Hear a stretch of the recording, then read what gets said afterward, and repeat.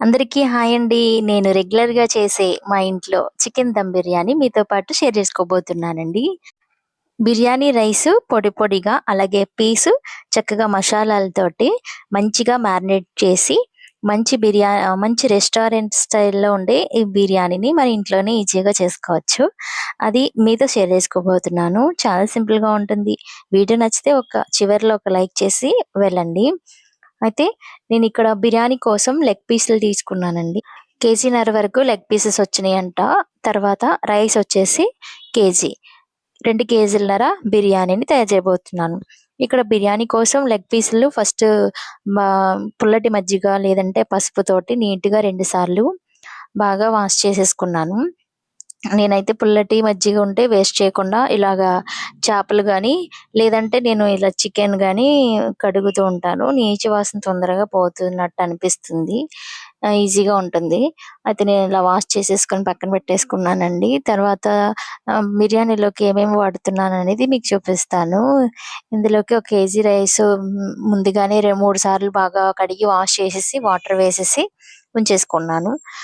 ఒక అరగంట సేపు నానబెట్టుకుంటే సరిపోతుంది. తర్వాత ఇక్కడ పచ్చిమిర్చిని ఘాట్లు పెట్టేసుకొని ఉంచుకున్నాను. తర్వాత నిమ్మకాయ 2 చెక్కల కింద కట్ చేసుకొని ఉంచుకున్నాను. తర్వాత నెయ్యి ఒక 50 గ్రాముల వరకు ఉంటుంది. తర్వాత ఫ్రెష్‌గా ఇంట్లో తోడబెట్టుకున్న పెరుగు. పులుపు అయితే అసలు ఉండకూడదు. లేకపోతే బిర్యానీ టేస్ట్ అసలు బాగోదు. పులుపు లేని ఫ్రెష్ మీగడ పెరుగు తీసుకుంటే టేస్ట్ అనేది బావుంటుంది. ఇక్కడ అల్లం వెల్లుల్లి పేస్ట్, అలాగే ఈ స్టార్ పువ్వు, మిరియాలు, యాలకులు, లవంగాలు, తర్వాత వచ్చేసి దాల్చిన చెక్క ఇవన్నీ కలిపి నేను పేస్ట్ కింద ఆడుకుంటానండి. పేస్ట్‌లో ఈ సోంపు అలాగే సాజీరా కూడా యాడ్ చేస్తాను.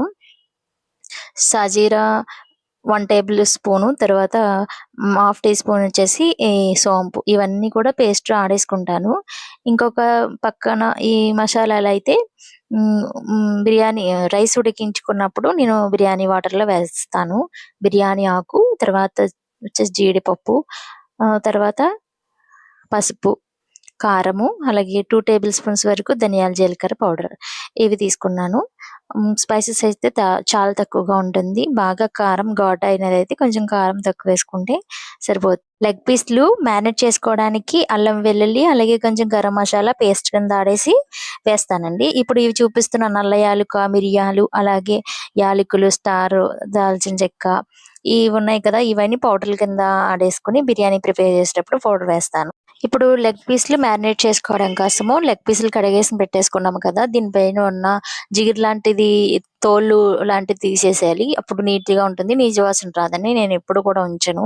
తీసేసిన తర్వాత ఇందులోకి స్పైసెస్ యాడ్ చేసుకుందాం. స్పైసెస్ యాడ్ చేసుకునే ముందు ఇక్కడ నిమ్మరసాన్ని ఒక 2 నిమ్మకాయల వరకు పిండేసుకుంటున్నాను. ఈ విధంగా పిండుకోవడం వలన ఏంటంటే, నేనెప్పుడు బిర్యానీ చేసినా కూడా ముక్క బాగా గట్టిగా పడకుండా మెత్తగా చక్కగా లోపటి వరకు కుక్ అవుతుంది. స్పైసెస్ కూడా బాగా పట్టుకుంటాయని నేనిక్కడ నిమ్మకాయలు 2 కూడా పూర్తిగా పిండేసుకుంటున్నాను. ఈ తొక్కల్ని వేస్ట్ చేయను. ఎందుకంటే ఈ తొక్కలు మళ్ళీ బిర్యానీ రైస్ ఉడికించుకునేటప్పుడు వేస్తే ఫ్లేవర్ బావుంటుందండి. నేను ఇక్కడ 2 వేస్తాను.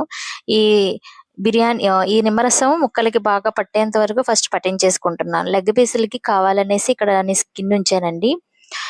తర్వాతొచ్చేసి స్టార్ పువ్వు, దాల్చిన ఈ గరం మసాలాలు ఏవైతే తీసుకున్నానో అవి, అల్లం వెల్లుల్లి పేస్ట్ కింద ఆడేసుకుంటాను. దీంట్లోనే సోంపు, అలాగే సాజీరా ఇవి కూడా పేస్ట్ చేసుకొని పెట్టేసుకొని ఇప్పుడు కలిపేస్తున్నానండి లెగ్ పీసుల్లోనే. ఫస్ట్ పేస్ట్ వేసేసిన తర్వాత ఇందులోకి స్పైసెస్ వేసేసుకోవాలి. ముందుగా జీలకర్ర, ధనియాలు, తర్వాత పౌడరు, తర్వాత కారము, తర్వాత పసుపు ఇవన్నీ వేసేసిన తర్వాత సాల్ట్ కూడా యాడ్ చేసేసుకొని, సాల్ట్ కొంచెం సరిపడిందా లేదా అనేసి ముక్కలు మొత్తం కలిపిన తర్వాత చెక్ చేసుకుంటే సరిపోతుంది. లేదంటే చప్పగా అయిపోతుంది. ముక్క కూడా చప్పగా అయిపోతుంది. టేస్ట్ అనేది తెలియదు. మ్యారినేట్ చేసేసుకున్న తర్వాత సాల్ట్ చెక్ చేసుకోవడం మంచిదనేసి నేనెప్పుడూ ఈ విధంగానే చేస్తాను. లెగ్ పీసెస్ కొట్టించుకొని వచ్చినప్పుడే ఇలాగా ఘాట్లు పెట్టేసేసుకుంటే ఉప్పు, కారాలు బాగా ముక్కగా పడతాయండి. ఇప్పుడు నేను బాగా కలిపేసుకుంటాను ఒక 10 మినిట్స్ పాటు. చక్కగా స్లోగా కూర్చొని తాతీగా బాగా కలుపుకుంటే స్పైసెస్ బాగా పడతాయి. బాగా కలిపేసుకున్న తర్వాత ప్రతి ముక్కకి ఇప్పుడు ఫైనల్‌గా కారం సరిపోకపోతే ఇప్పుడు యాడ్ చేసుకోవచ్చు. నాకైతే కరెక్ట్‌గానే సరిపోయింది. అలాగే ఘాటుగా కూడా ఉంటుంది ఈ కారం. అందుకని నేను కొంచెం తగ్గించే వేశాను. ఫైనల్‌గా కొంచెం ఆయిల్ వేసేసి దీన్ని ఒక అరగంట సేపు నేను పక్కన పెట్టేస్తాను. టైమున్న వాళ్ళైతే ఒక గంట వరకు లేదంటే నైట్ కలిపేసుకొని మార్నింగ్ బిర్యానీ చేసుకుంటే ఇంకా బావుంటుంది. ఆహ్, లేని వాళ్ళైతే ఒక అరగంట అయితే సరిపోతుంది. నేనిక్కడ ఒక అరగంట మాత్రమే ఫ్రిడ్జ్‌లో మామూలుగా డైరెక్ట్‌గా పెట్టేస్తున్నాను. ఫ్రిడ్జ్‌లో కూడా కాదు. ఈ విధంగా మారినేట్ చేసేసి పక్కన ఉంచుకోవడం వల్ల ఏంటంటే టేస్ట్ బాగా ఇంక్రీజ్ అవుతుంది. ముక్కకి కారం బాగా పడుతుంది. ఇప్పుడు మిగతా ప్రాసెస్ బిర్యానీ కోసం మంచి మందపాటి బిర్యానీ హండీ ఒకటి తీసుకుంటే అది అడుగంటదు. బిర్యానీ టేస్ట్ బావుంటుంది. రెస్టారెంట్‌లో ఎలా అయితే చేస్తారో ఆ ఫీల్ వస్తుందన్నమాట. అందుకే నేను మందపాటి గిన్నె తీసుకున్నాను. తర్వాత ఉడికించుకోవడానికి కోసం గిన్నెలో వాటర్ వేసించుకున్నాను. తర్వాత ఈ రైస్ ఉడికేలోగా మనం ఇక్కడ మారినేట్ చేసుకున్న ముక్కల్ని ఫ్రై చేసుకోవచ్చు. తర్వాత ఇందులోకి మేము తీసుకున్న బిర్యానీ మసాలాలు యాడ్ చేస్తున్నాను. యాలకుల్ని 2 ముక్కల కింద వేస్తే మంచి ఫ్లేవర్ అనేది రైస్‌కి పడుతుందని యాలకుల్ని 2 ముక్కల కింద తీసి వేస్తున్నాను.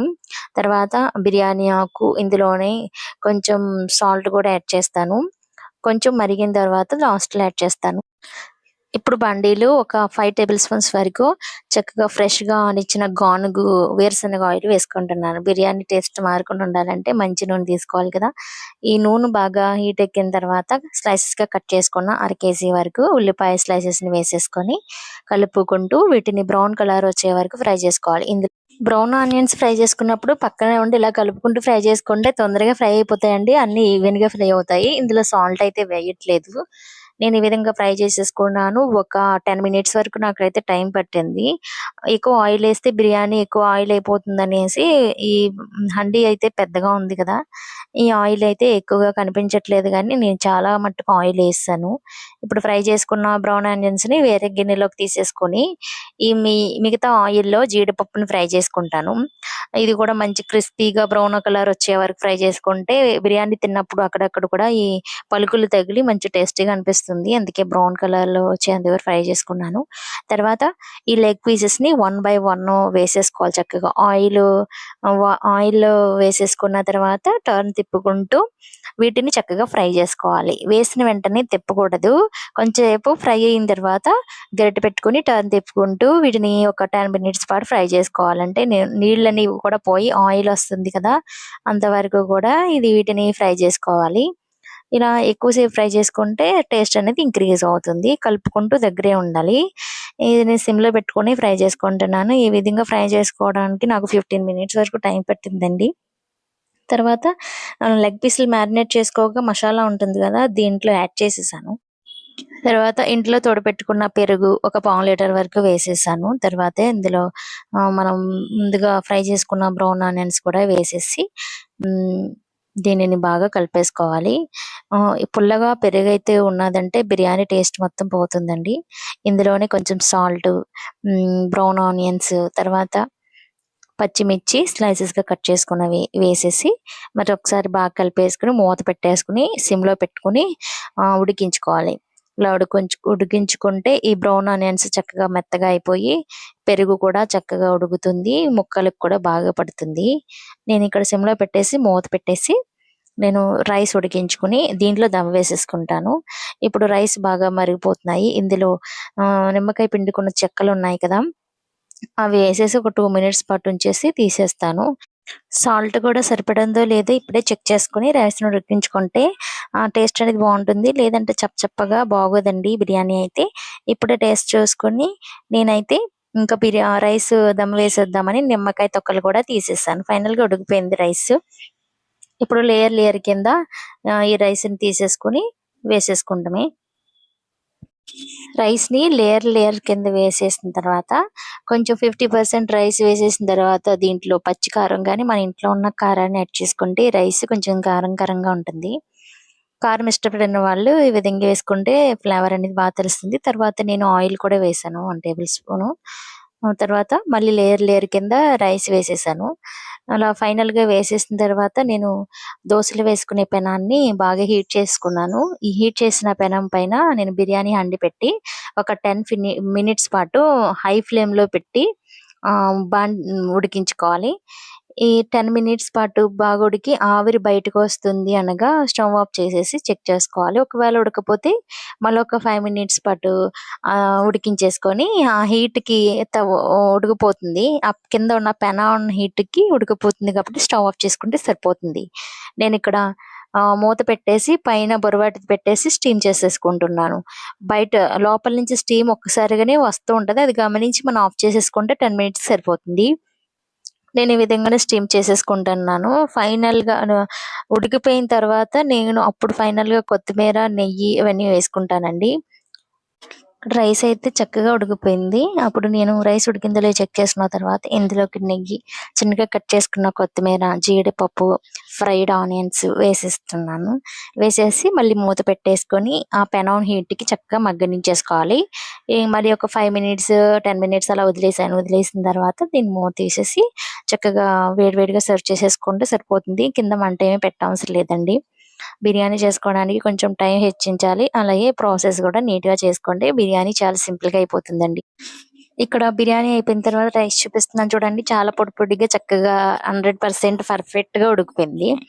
ఆహ్, చాలా బాగా కుదిరింది బిర్యానీ అయితే.